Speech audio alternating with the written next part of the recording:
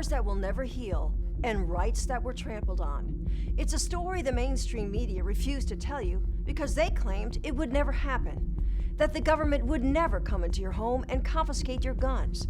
But that's exactly what happened 10 years ago when Hurricane Katrina devastated New Orleans. Residents were left defenseless by a government that promised but didn't protect them, and instead denied law-abiding citizens the right to protect themselves. I was there and uncovered the truth. This story is their story, and a reminder to us all that we must never forget.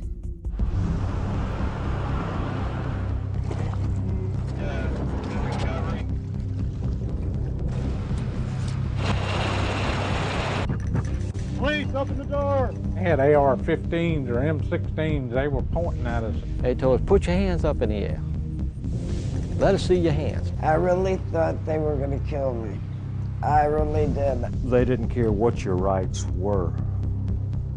They were going to deny them. You're letting the thugs get away with everything, and you're coming to honest, good citizens and taking away their protection, and it is wrong, wrong, wrong.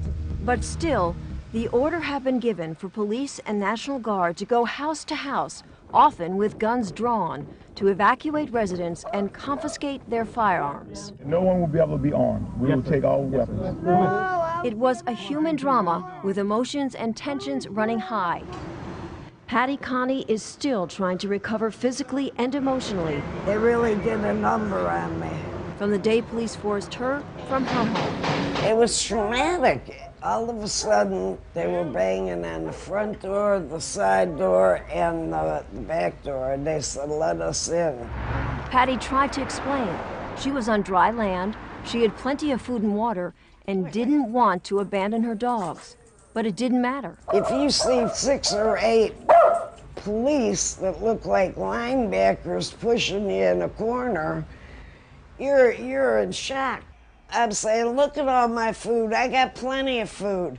They kept pushing me back, and ended up like this. Then, Patty showed them a small revolver she was carefully holding in the palm of her hand. A camera crew was there to capture what unfolded next. I said, it's not even loaded. And I dropped it on the floor. You got a gun? Well, they punched me in the face. Look at my black and blue marks. Look at what they did to me. They dragged me out of here. How could this happen in America? You're treated like a criminal, and you did nothing wrong. So your rights are out the window. Richard Styron was in his friend's bass boat trying to salvage his gun collection before the looters stole it, when they got stopped by a St. Tammany Parish Sheriff's boat. And we've had policemen tell us that that's what they wanted us to do, but not the sheriff in St. Tammany. They just wanted to confiscate them from us. We felt like criminals at the time when they come up to us with M16s or AR-15s, whatever it was, but there was 4 of them with rifles and holding on us. He said, be thankful we're taking your guns here. Why should I be thankful? Well, if they catch you with them on land, they're going to take you straight to jail. I felt like it was un-American and then we had been violated. They took something from you. They stole something from you. That's the only way to put it. They took something that they didn't have a right to take.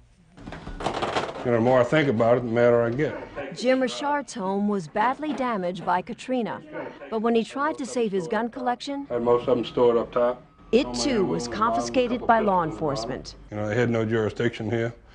You know, I'm a law-abiding citizen, protecting myself, you know, and property.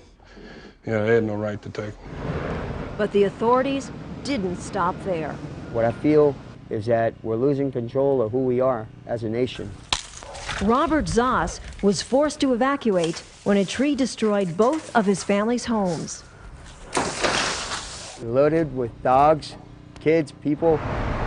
Then, as they were exiting through downtown, the unexpected happened. These cops came out of nowhere, said stop, and asked, do we have weapons in the car? And I told him, yeah, I do. He said, get out the vehicle, had us all sit cross-legged in front while they searched the vehicle. But Robert couldn't believe what he watched police do next to his rifle and his friend's pearl-handled revolver. I saw them smash her gun given to her by grandmother, grandfather, just against the curb. The other things that they busted up, the .22 rifle they busted up, these were police officers that went too far. A breakdown in law and order. There was mayhem. New Orleans police did not have control of the city anymore. The safety net had snapped. Phone lines and cell towers were down. 911 wasn't answering the phone. Our police department wasn't answering the phone. You couldn't find a policeman. They had no police or military presence in this neighborhood whatsoever. It was just you and that constant feeling of hopelessness, of living in fear, knowing there was no easy way out. There was so much gunfire around here. At nighttime, you could smell it in your nose and taste it in your taste buds. Your rights were just done away with. Buell Teal, a commercial crabber, was asked by emergency personnel to help find a safe water route for a barge carrying supplies to get into New Orleans. Then suddenly, a sheriff's boat with 5 officers on board, armed with automatic rifles, sped towards them. They didn't just have them pointed from their hip, they had them up at their shoulder and asked if we had any weapons on board. I told them yes, we had 2 weapons. They said, get at the back of the boat with your hands in the air. We're coming aboard to search. Search and then seize Buell's firearms. And when Buell asked for a receipt, the officers flatly refused. You got a Second Amendment law on the books, and it's just total disregard for it. They violated my rights as far as search and seizure. They had no search warrant. Most of the people we talk with say they are living proof of what will happen if we let it.